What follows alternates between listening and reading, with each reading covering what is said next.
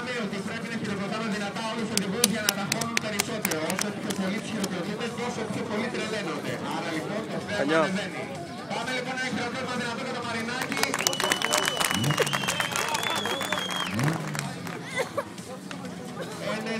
93 οι βαθμοί του Μαρινάκη στο δεύτερο βαθμό.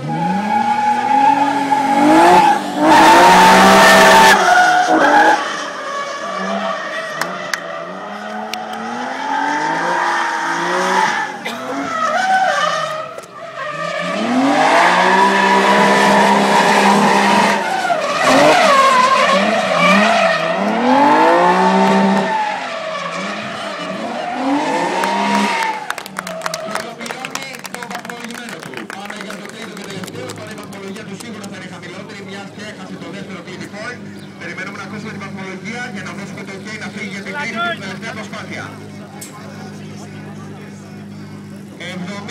75 οι βαθμοί για τον Μαρινάκη στο δεύτερο του πέρασμα.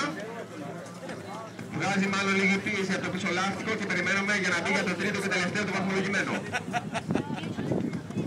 Δεύτερος αγώνας για το παγκόσμιο κύπελλο. Να πούμε ότι ο επόμενος αγώνας μεγάλος στην Κρήτη είναι στις 20 και 21 του Μάη, Πανελλήνιο Πρωτάθλημα Dragster. Ο πρώτος αγώνας για το Πανελλήνιο Πρωτάθλημα Dragster στο αεροδρόμιο στο Τουμπάκι θα έχει πάρα πολλές συμμετοχές, μιας και είναι η πρώτη φορά που γίνεται ο πρώτος αγώνας για το Πανελλήνιο Πρωτάθλημα κατεβαίνει στην Κρήτη λοιπόν. 20 και 21 λοιπόν του Μάη στο αεροδρόμιο του Τουμπακίου. Όπως επίσης και 4-5 Ιουνίου, Πανελλήνιο Πρωτάθλημα ταχύτητας μοτοσυκλετών για τους δίτροχους. 14-15 το αμέσως το επόμενο Σαββατοκύριακο έχουμε αγώνα πανευρωπαϊκό πρωτάθλημα Drift King of Europe στην των Τοσερών, όσοι κυριωτικοί θέλουν να ανέβουν. Ενώ εντωμεταξύ παρακολουθούμε το δεύτερο αγώνα για το παγκόσμιο κύπελλο DCC εδώ στην Ιεράπετρα.